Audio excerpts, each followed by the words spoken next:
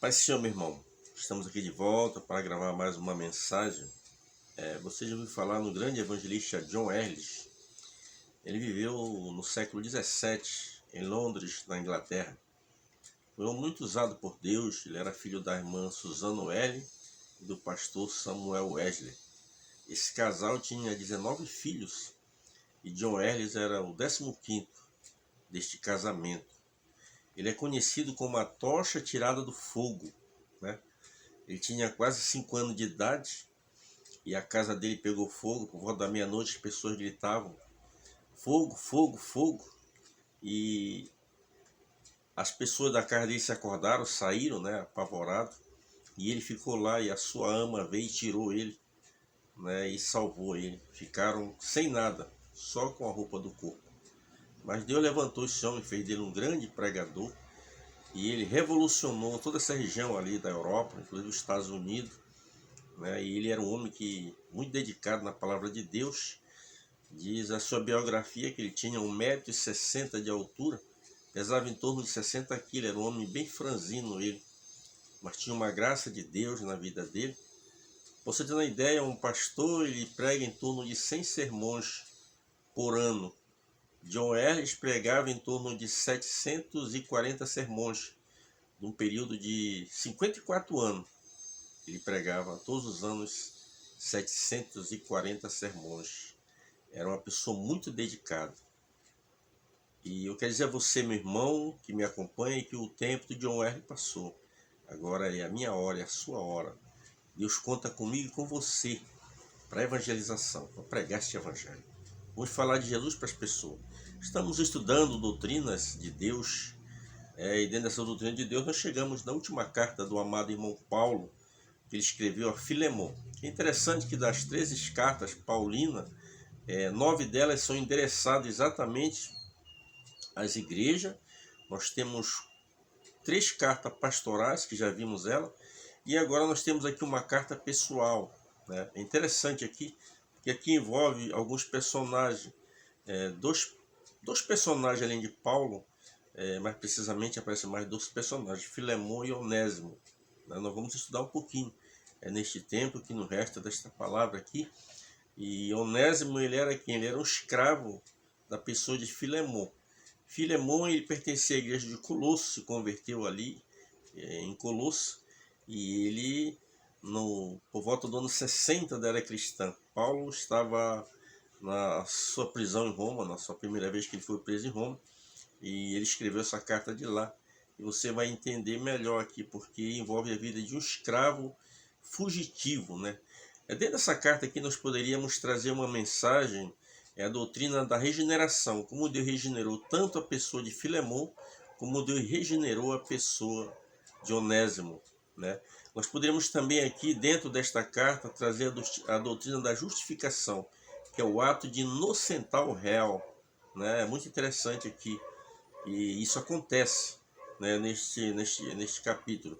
E a outra coisa importante também que nós poderíamos falar aqui sobre a doutrina da reconciliação, melhor dizendo, o ministério da reconciliação.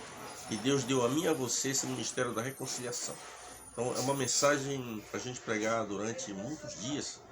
É interessante que quando lemos a Bíblia Sagrada, a gente pode observar nas cartas, melhor dizendo assim, elas têm vários capítulos. Filemon é apenas uma carta, né? Então essa carta, quando a gente vai ler ela, raramente a gente diz Filemon a partir do verso 1 em diante.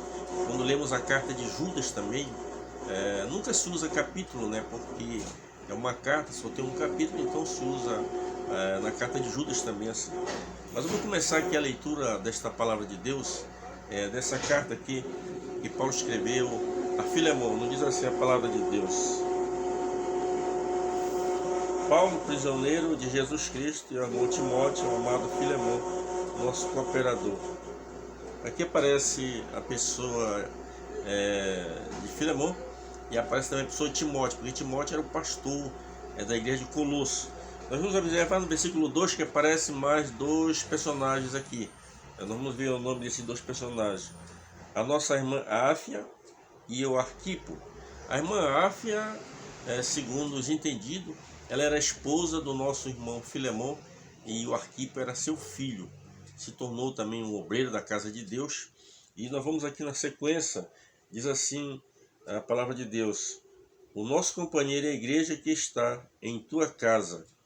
Você observa aqui que nos dias quando Jesus veio a este mundo para iniciar o seu ministério terreno, Jerusalém tinha um grande templo ali, que era mais para as festividades, e tinha então as sinagogas, que era onde as pessoas se reuniam nos dias de sábado. Possivelmente, uma sinagoga, se você formasse 10, 12 pessoas, 12 pais de família, você podia montar uma sinagoga. Mas tinha ali algumas exigências da própria lei judaica. E tinha, no dia de Jesus, só em Jerusalém tinha em torno de 400 sinagogas. Mas quando o evangelho começou a ser pregado, aconteceu um contraste aqui, porque eles não podiam ir na sinagoga, porque a sinagoga era quem comandava eram os fariseus, né, os saduceus, doutores da lei. Então as coisas foram ficando difíceis aqui para os irmãos que haviam se convertido ao cristianismo. Então a igreja começou nas casas. Se você ler o de Atos, você vai entender muito bem isso, que a igreja ela começou a crescer nos lares, né? Nós vimos ali, quando lemos o capítulo número 13, ali do livro de Atos, né? Nós vimos ali a importância da casa. E aqui nós vamos ver que era na casa de quem? Do nosso irmão Filemon. Tinha uma igreja na sua própria casa. Eu quero dizer que é muito comum aqui no sul, inclusive tem alguns lugares aqui que nós começamos com culto doméstico. Hoje nós temos igrejas neste local. E a Assembleia de Deus em todo o Brasil ela faz esse trabalho. Quando a gente olha assim, na década de 60, quando o Pon Yang-shu, David Yang-shu, depois ele trocou o nome dele, aquele sul-coreano que montou a maior igreja pentecostal do mundo, mais de 500 mil de membros. Para você ter uma ideia, ele morreu agora no mês de setembro do ano passado. Ele veio no Brasil pregar aqui no Rio de Janeiro na década de 60 e ele perguntou aos pastores qual era o segredo do crescimento dessas igrejas. E os irmãos disseram, culto doméstico. E ele, quando chegou lá na Coreia, montou um trabalho chamado Célula Familiar. E aí a igreja cresceu muito grande. O segredo é o mesmo. Tem muitas igrejas que adotam esse nome de Célula Familiar, mas se originou lá nesse nosso irmão da Coreia. Mas vamos aqui na carta, porque o tempo não vai permitir, para prosseguir mais. Diz assim, Paulo no versículo 3, graça a vós, paz, da paz de Deus, nosso Pai, e da do Senhor Jesus Cristo. Paulo aqui ele está sempre nas cartas deles, ele usa essa expressão, uma forma, em primeiro lugar, ele se identifica como escritor da carta, e na sequência ele faz algumas atribuições, louvores a Deus. Mas o interessante aqui é no versículo de número 4, tem algo interessante quando Paulo se dirige à pessoa de Filemon, diz assim, graça dou, meu Deus, lembrando-me sempre de ti nas minhas orações. Paulo aqui está dizendo que ele orava sempre por Filemon. Você observa que ele está preparando a terra. Paulo tinha uma meta aqui, mas antes ele tinha que preparar o terreno. É igual uma pessoa que vai plantar, ele não pega a semente e sai semeando. O que ele faz? Primeiro ele vai, limpa, ara a terra, prepara para depois lançar a semente. O reino de Deus é a mesma forma. Não existe outra forma no reino de Deus. Tá? Então a gente observa aqui que Paulo inicia falando que orando por ele. Em seguida, Paulo vai traçar aqui mais adiante, ele vai afunilar o martelo mais e vai começar a falar de coisas, qualidades boas que ele conhecia na vida dessa pessoa de Filemon. Ele diz assim no versículo 5, ouvindo a tua caridade, ou seja, ouvindo o teu amor, ouvindo a tua fé, ou seja, tu é um homem que tem amor no coração, tu és um homem que tem fé, né, para com o nosso Senhor Jesus Cristo e para com todos os santos. Então ele tinha esta fé, este amor, não apenas para com Cristo, o amor, mas para com o seu próximo. Interessante aqui Paulo preparando o terreno, né, para você entender onde é que ele vai chegar. Nós vamos dar uma pulada aqui, vamos a partir do versículo de número 9, diz assim, todavia peço-te antes por caridade, sendo eu tal como sou, Paulo, velho, também agora prisioneiro de Jesus Cristo. O versículo de número 10 ele começa, peço-te por meu filho Onésimo, a quem gerei nas minhas prisões. Acontece que o irmão Filemon, ele era um homem rico, então ele tinha escravos. Naquela época havia milhões de escravos no Império Romano. E ele era um moço ele era grego, né? A pessoa de Filemão, ele era grego, então ele era um homem abastado, um homem rico, ele tinha escravo. E o nosso irmão Onésimo, ele era escravo dele. Só que Onésimo fugiu dele e quando fugiu roubou alguns pertences dele e levou com ele. Então ele foi para Roma. Quando chega em Roma, o que acontece? Deve ter cometido alguma infração lá e também foi preso. E justamente na prisão, Paulo se depara com ele ali. Agora Paulo o que faz? Ele ganha Onésimo para Jesus. Você vê o poder do Evangelho. Esta é a riqueza do Evangelho. Além de curar, libertar, transformar, ele regenera, ele molda as pessoas. O Evangelho tem esse poder de lapidar as pessoas. Por isso que o diabo não quer que o Evangelho seja pregado. Por isso que o diabo não quer que o Evangelho seja proclamado. Porque esse Evangelho ele tem poder de resgatar o homem da sua vã maneira de viver, da criminalidade, da bandidagem. O Evangelho tem esse poder. Então o diabo não quer que o evangelho seja proclamado, ele não quer que seja anunciado. E aqui a gente observa que agora Paulo, depois de dar uma azeitada, passar um azeite na pessoa do irmão Filemão, falando das qualidades da fé, da caridade, né? E agora ele simplesmente agora intercede por quem? Intercede pela pessoa de Onésimo, que havia se convertido. Veja bem, o caminho, Deus levou Paulo para aquela prisão, é claro que a circunstância de Paulo era outra, totalmente diferente. Paulo estava ali por amor ao evangelho, esse aqui não, porque ele estava apontando nessa região lá de Roma.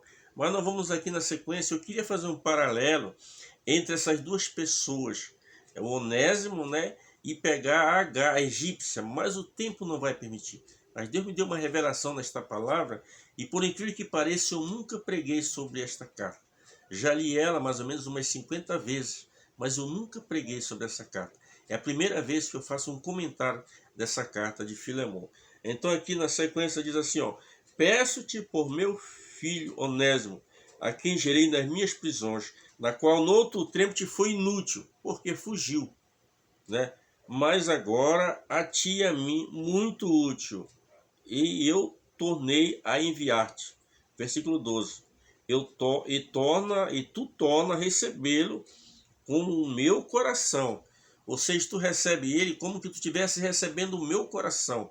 Interessante aqui mais na frente, vamos observar que Paulo faz um apelo à pessoa de Filemão, para que não trate mais a pessoa de Onésimo simplesmente como um escravo, como um servo, mas trate como seu irmão em Cristo, como alguém que vai conviver com ele na eternidade.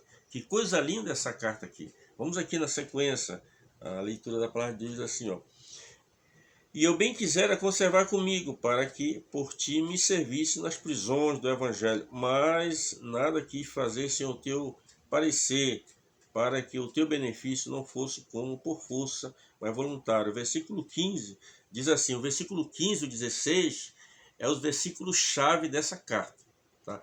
Todas as cartas, todos os livros de Gênesis e Apocalipse, ele tem um versículo-chave, que é o pano de fundo daquele texto, daquele livro. Então aqui o versículo 15 e 16 é o versículo-chave que diz: porque bem pode ser que ele se tenha separado de ti por algum tempo. Claro, era fugitivo agora. Para que retivesse para sempre. Agora, seja transformado, regenerado, tu possa ter ele para sempre. Versículo 16. Não já como servo, antes, mais do que servo, como irmão e amado particularmente de mim.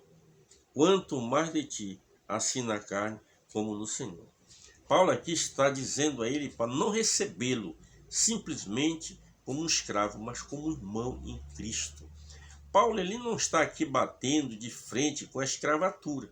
Não, ele não está batendo de maneira nenhuma. Mas ele está orientando. Se você ler lá a carta de Colosso, onde vivia esse irmão Filemão, você observa que Paulo, no capítulo 4, ele fala sobre os deveres dos senhores para com os seus servos, né? Porque havia muitos irmãos ali que tinham escravo nessa época. O tempo encerrou, eu vou só ler mais um versículo aqui para fechar.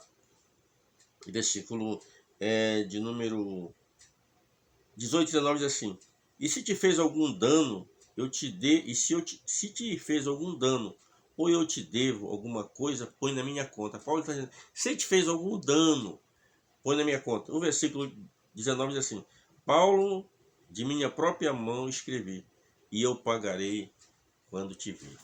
Que Deus em Cristo nos abençoe. e possa despertar você, meu irmão, a se tornar um grande servo do Senhor.